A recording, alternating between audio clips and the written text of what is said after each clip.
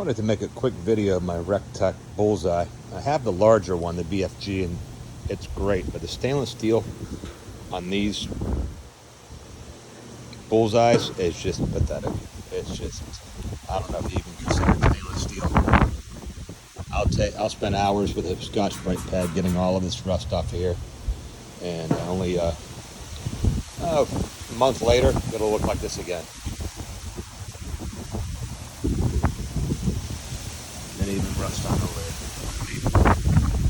Painted areas are fine.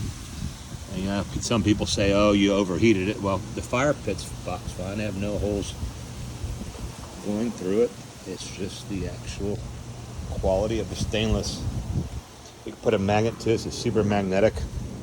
Inside's fine.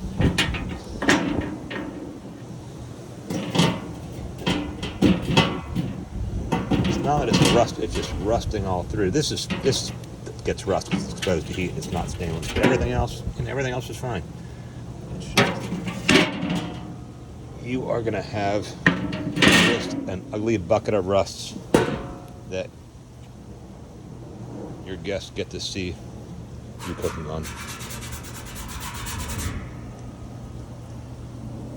Horrible.